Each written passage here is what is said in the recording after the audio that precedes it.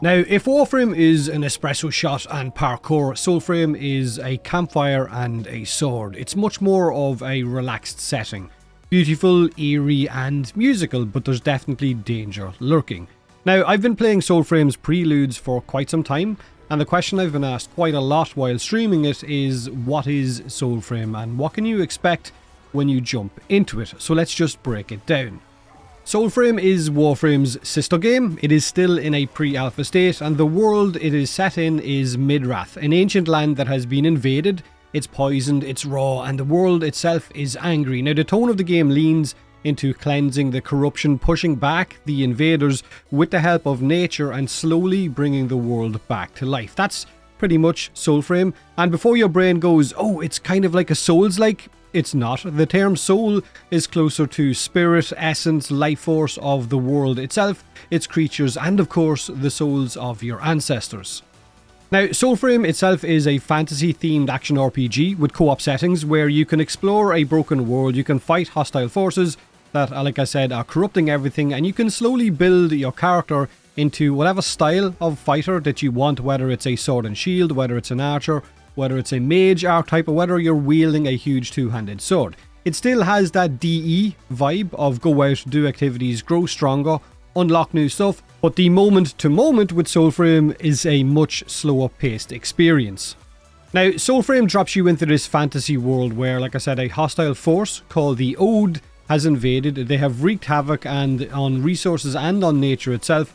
And what we know about the Ode so far is basically this. They are otherworldly, they have arrived from another planet or elsewhere, and their whole deal is corruption, stealing resources, polluting the environment, twisting creatures into these types of monsters, and leaving the world just feeling very wrong. Now, your job is to fight them, to cleanse the areas, and help free the world and its inhabitants from the effects of whatever the Ode is doing. What you'll be doing across the map in the alpha is boss runs, because there's plenty of open world bosses. There is missions for factions.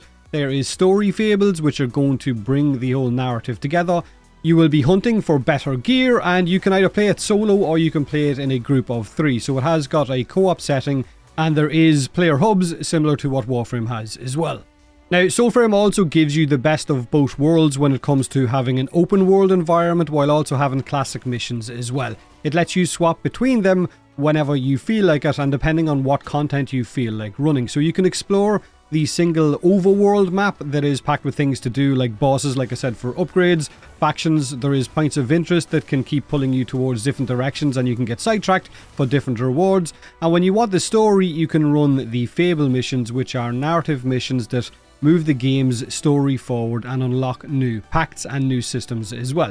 And if you want the familiar kind of run it again missions, then you can step into dungeon entrances that are scattered all around the map, and the game will shift into an instance-based missions with rooms, corridors and different changing loadouts every time you jump into those tile sets, similar to what Warframe missions have with their structure as well. And in between your adventures and your missions, you can return to your Nightfold, which is your home base, with an insanely well done transition of falling through the floor and reappearing inside your Nightfold. Now, you think of the Nightfold as your place where you do all of the important in-between mission stuff, like changing your loadout, like fine-tuning your gear, like crafting upgrades, and basically changing your cosmetics or how you look. So you're not constantly looking through menus while in the middle of Midrath. You simply just do the transition, fall through the floor, and then you can do everything you need to do.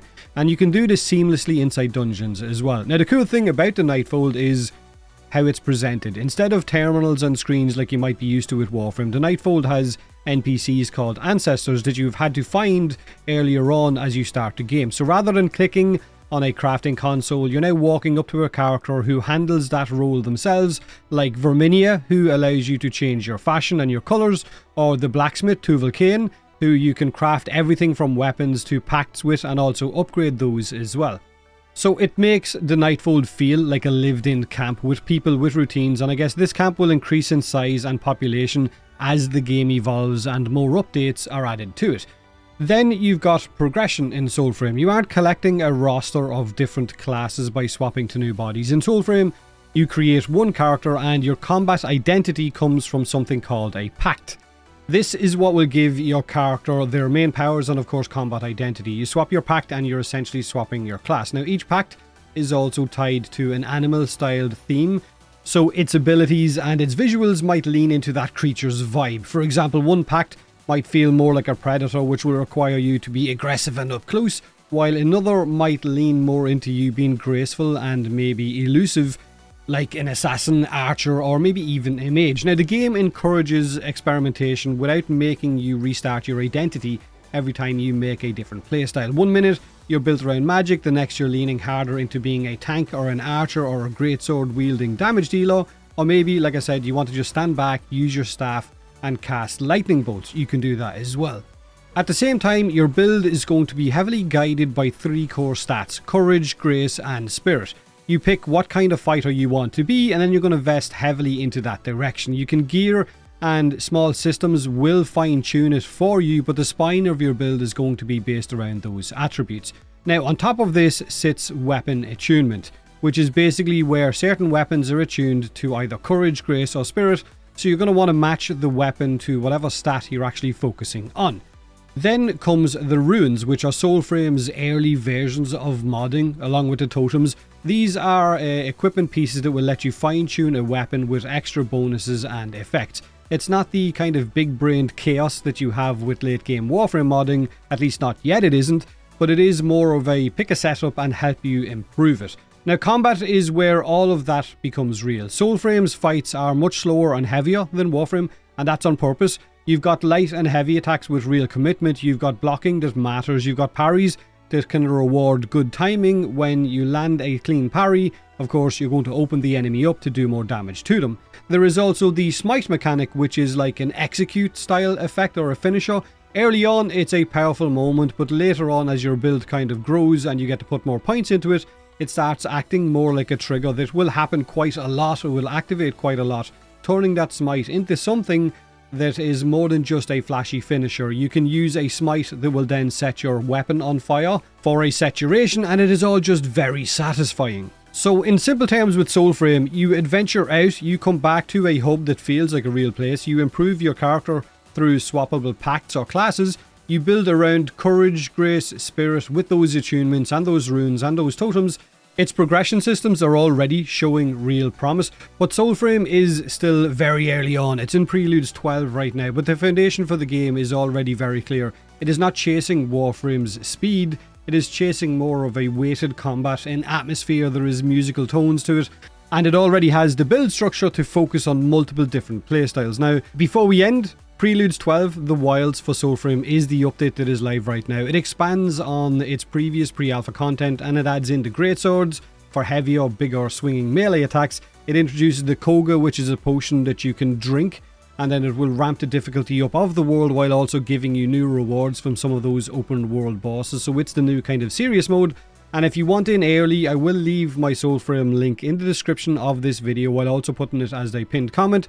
Soulframe has got a Founders Pack active right now. If you want to pick up a Founders Pack, there are 3 starter packs themed around each of the different classes, whether it's melee, ranged and magic. Plus there is an Ultimate Paragon Pack that will basically bundle everything together with an exclusive greatsword as well. But that's pretty much it. Remember, Soulframe is still in pre-alpha. That means things are unfinished on purpose, right? The balance is swinging from one direction to the next. Bugs will happen, the system, the content, all of that can change very fast or even get reworked in between updates as the developers take in feedback and change things accordingly. So go in expecting an early build that you're going to help shape for the future, not a finished, I guess, final product. So with that being said, have a great day, have a great week, Envoy, and as always, thanks for watching.